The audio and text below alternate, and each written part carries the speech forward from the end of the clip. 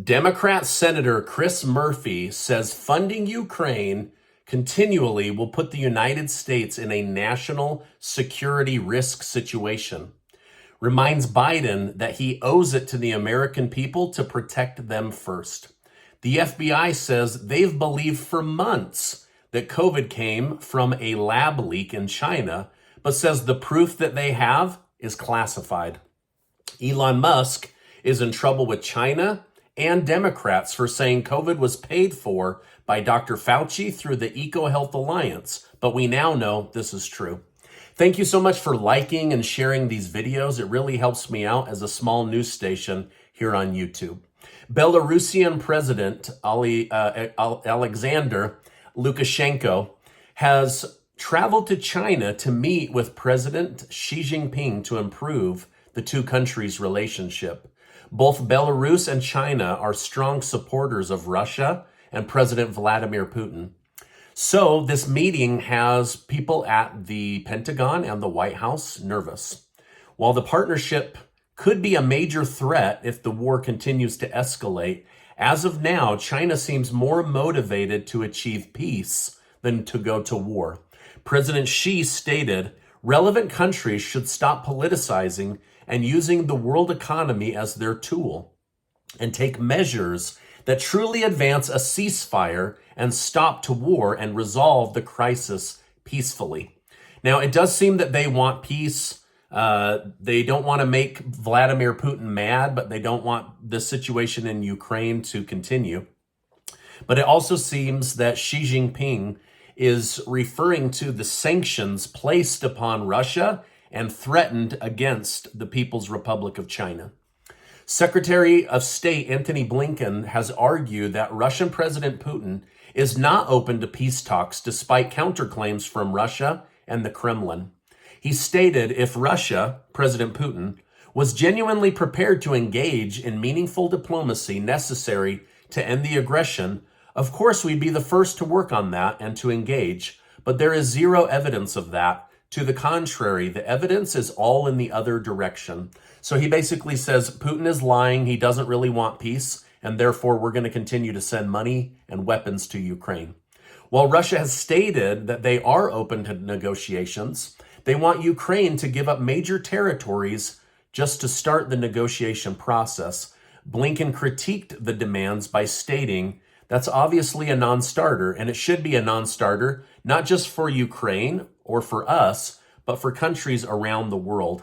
However, this is typically how wars are settled. You give up something, the other side gives up something, and both go home unhappy. Senator Chris Murphy, a Democrat, says the United States is reaching a point now where funding Ukraine with money and U.S. military weapons is endangering the national security of the United States and the U.S. military. He also said the federal government's first obligation is to defend our own border and our country first. Our second obligation is to defend NATO allies. Ukraine is neither a NATO ally nor a member of the European Union. So basically, he was reminding Biden, you took an oath to defend the United States, not to defend Ukraine. Now, this was shocking. Bill Gates said in an interview yesterday, when asked about how he felt about Ukraine, the host expected sympathy for the war-torn country. Instead, Bill Gates said, it's the most corrupt country in Europe, maybe the world, and he doesn't trust them. He said eventually this war will end and he hopes Ukraine will be turned into farmland. Probably so he can buy it, right? Now, one of Hunter Biden's defense attorneys has just kind of quit out of nowhere. Nobody really knows why. His only comment so far was based on what he was seeing and dealing with, he was made very uneasy. And so he quit. He walked off the case. So it does make you wonder what would make one of the top lawyers in the entire country uneasy enough to quit this case and walk off the case. Let me know your thoughts down below. What do you think it was? Now, despite repeated efforts to cover up the fact that the origins of COVID most likely came out of Wuhan, China, FBI Director Christopher Wray, said on a Fox News interview, the FBI has for quite some time now assessed that the origins of the pandemic are most likely a potential lab incident in Wuhan. While Wray referenced an official FBI assessment, he declined to give specific details of its content as he claimed it was classified information. It's really insane to me that just a year ago, you would be called a conspiracy theorist and a crazy person for thinking this. And now even the United States government and different agencies are saying, yeah, this is most likely what happened, and we've known it for a long time. We just didn't want you to know. All right, now Elon Musk, CEO of Twitter and Tesla, has responded to a user on Twitter who asked if Dr. Anthony Fauci funded the development of COVID through gain-of-function research. Musk responded saying he did it via a pass-through organization, EcoHealth Alliance. Immediately after his comments, China's media mouthpiece, the Global Times, labeled Elon as a fringe right-wing Republican. They stated Elon has shown a tendency to endorse these right-wing conservative values. He himself seems to enjoy the feeling of being sought after by the American right-wing forces and carrying the sedan chair. Therefore, on the issue of the source of the new coronavirus, he will naturally mix with these people.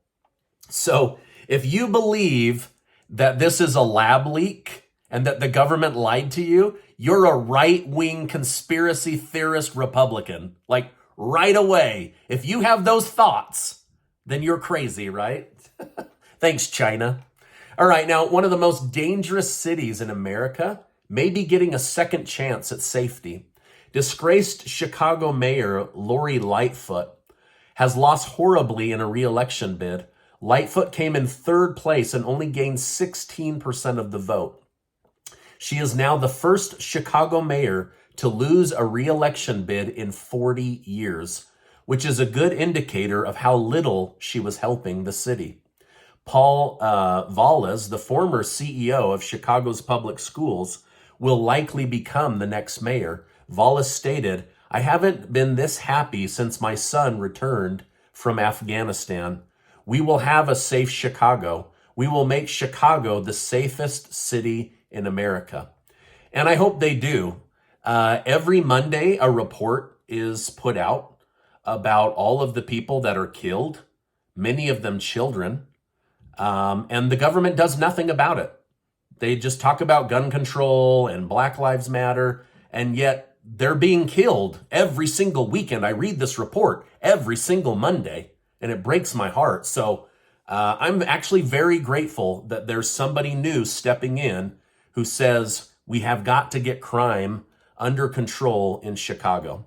Now, Lightfoot says she lost re-election because Americans in Chicago are racist and sexist. Oh, you racist, sexist Chicagoans, how dare you, right? Pretty weird, right? I really do hope that things in Chicago get better. Now, Biden, sticking with his own values and things that he's said publicly, has ordered 9,000 new Ford electric vehicles to be purchased for the Postal Service, and says that they will phase out all fuel cars by 2026. They're going to put in 14,000 chargers. 75 will go in within the next month. But secretly, they also bought 9,000 brand new gas-powered cars. So it's a good mix, right? A little bit of both. All right, now I'm working on a March giveaway. I don't have the money secured or the contracts in place, so I'll have to get back to you. If you were a winner, you were chosen and alerted that you had won the $1,000. And we're so grateful for the video sponsors that put up the money. People like Alex Alberon, who have helped me month after month. Groups like Mr. 1920 Soap. And others that wanted to stay anonymous. So thank you so much, and I'll have a new one out soon. Now, before you go, I want to remind you that you are amazing. Make sure to check out this important video and get subscribed to the channel. There's a lot of places to get your news, so I'm glad you stopped by today, and I'll see you on the next video.